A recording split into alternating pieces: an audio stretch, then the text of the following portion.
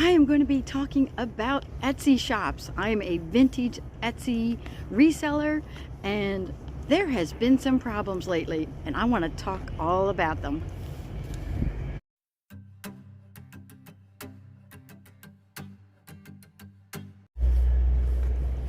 This is going to be all about the shipping issues on Etsy. There is quite a few things. They have changed things over the years because I think of all the complaints, and I think Etsy is not competing very well with eBay in terms of their shipping program. And they're trying, but they still have a lot of kinks to work out. So what I ran into was that if somebody buys multiple items on your Etsy shop, Etsy only charges them shipping off of the first item or the highest price shipping item.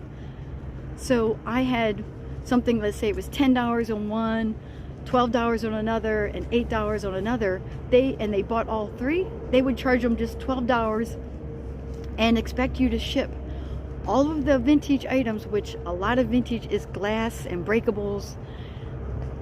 They expect you to ship it all for like 12 bucks. And for the most part, depending on where you live in the country, that's not something you can do.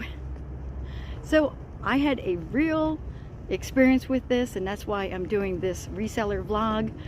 And I then had to go find out, why did it only charge them? In my case, it only charged them $10. And I sold 3 teacups and saucers, a set of 6 fruit bowls, and 1 extra teacup that didn't have a saucer. So a lot of breakables, all vintage, by the way, all very old vintage dishes. And they only charged him $10 shipping. And I'm supposed to ship it from Michigan to Texas. Well, I knew right away, there is just no way. I knew at the very least I would have to have it in a 12 by 12 by 8 box if I could fit it into that. So I wrapped my items up, of course, lots of bubble wrap and all that, you know, padding on the bottom, padding on the top, and I was able to get it into the box. But of course, that box was over 5 pounds. The shipping is $20. So I was like, what is going on here? And I've been thinking about this a lot in my Etsy shop, which is not a really big shop. I don't do calculated shipping in there, and I was like, maybe that was the issue. Maybe because I didn't do calculated shipping, I just have flat shipping. Because I know if somebody would have bought just the fruit bowls by themselves, I can ship them out for a certain price no matter where they are in the country. And sometimes, you know, when I do the flat shipping like that, sometimes I have to pay a little extra. Like it might be $11, I charge them 10, it might be 11. Sometimes it's 9, that kind of thing. So it all works out, you know, as I sell things on my shop. And I've had my shop open since 2019, and I've been selling vintage items in there. But for the most part, everybody just buys one set of items. So my thought was, oh my God, if I had like sets of dishes or something like that, and they bought like an entire set of dishes that I had up as separate listings, it would have only charged them like 10 bucks. So this guy could have actually loaded up his cart with like 20 items, and they would have only charged him $10. I was like, what is going on here? Because that is not how eBay works. eBay looks and says, oh, you have 10, 12, 8. They add that all together, and they charge the customer all of the shipping, regardless of how it is. But I'm like, yeah, but that's calculated shipping over there on eBay. So I think that's my issue. But I went to the forums, and I went on Facebook forums and looked there to see if people had similar issues or they were asking the same question. Sure enough, they were. Then I also went and just Googled it just to see what would come up there. And some people said that, oh, it's because you're selling these one-off vintage things. What you're supposed to do is, there is a field that says additional, like cost for an additional item. And most of these people, let's say they're selling soap, right? And they know they can sell 1 bar of soap for, you know, a certain price and shipping, you know, like the shipping price. And then it says if you buy 2 bars or more, like there's a little field that you can put the additional cost for shipping on there. Because they most likely can put, you know, the bar of soap in the same box up to a point, you know. And so they were putting, you know, money in there. So they're not losing anything. So if somebody bought like 4 bars of soap, they would get charged the additional cost for each extra bar of soap that they bought. Well, it doesn't work for vintage stuff. Like, what if somebody bought something that was fragile and then something that was, say, metal, right? And the metal thing was really heavy, and you definitely wouldn't want your fragile, breakable thing in the same box with, you know, the metal thing. There's just so many scenarios. This just gets really complicated. But anyways, I have a customer that bought 3 things, was only charged $10, but the shipping is actually $20. So I reached out to the customer, and maybe I have to do a follow-up video because he hasn't gotten back to me yet. And I just gave him the option. I know this is probably the worst way to do it, but I said, well, I can create a listing for the additional $10 to, you know, in shipping because it didn't get charged, or I can cancel the order. And some of you, and whatever you want down in the comments, but some of you might be like, oh, it was your mistake, you should eat that cost. No, this is my shop. I don't have to eat the cost. I can cancel the order. Even if it was my mistake, and maybe that customer, you know, is going to be mad, I am not going to take a complete loss and ship an entire set of dishes and make no profit on it. I'm gonna cancel the order if he doesn't get back to me, or if he does, if he's willing to pay the extra $10, that box is ready to go and I'll ship it out to him, no problem. If he doesn't want to do that, I'll cancel the order and I'm going to go back in, and I think what I have to do to correct this issue, and I'm not even sure it's going to be corrected, because even with the calculated shipping, guess what Etsy does? If you have let's say you have a mug that can ship in a 7 by 7 by 7 inch box, but the person buys 3 mugs, they triple the dimensions of the first box.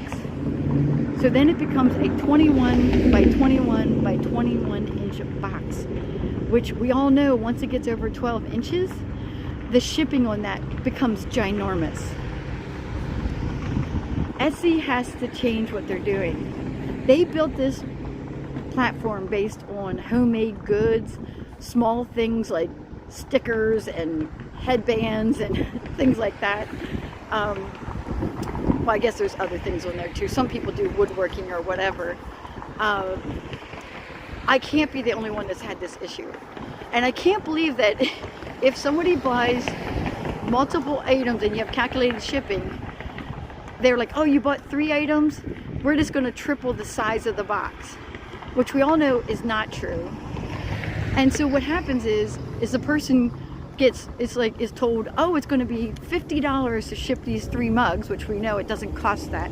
They have to pay it up front, and then you have to refund them the difference. But who would buy it in the first place? Who would buy 3 mugs, pay $50 in shipping, and then expect a refund?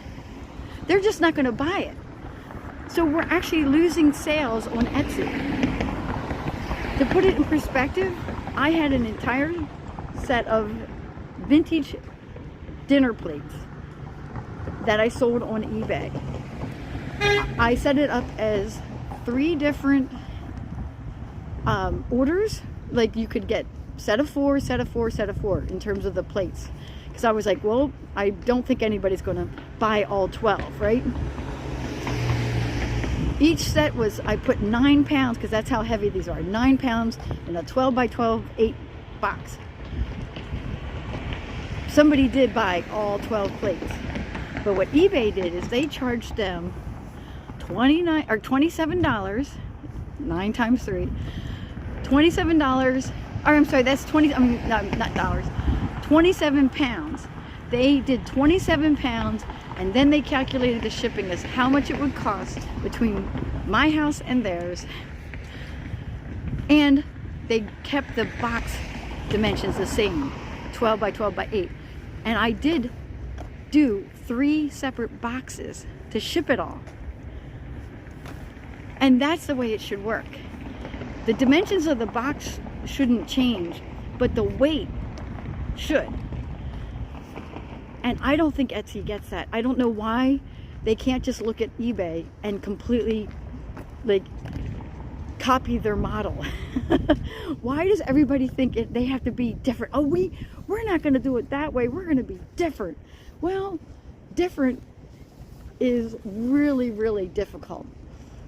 And what I found in these forums and even on the Google thing is the people trying to answer the question are like homemade, you know, they have homemade candles and soaps, like I said, or they do like stickers or something like that. They were trying to answer the questions to people like us, like the vintage crowd, the resell, you know, we sell the vintage items on Etsy, and they just were struggling. And they just kept saying to this one woman that she didn't understand shipping. They're like, oh, I don't, you know, you don't understand shipping. I don't think you should be doing, you know, they were very negative.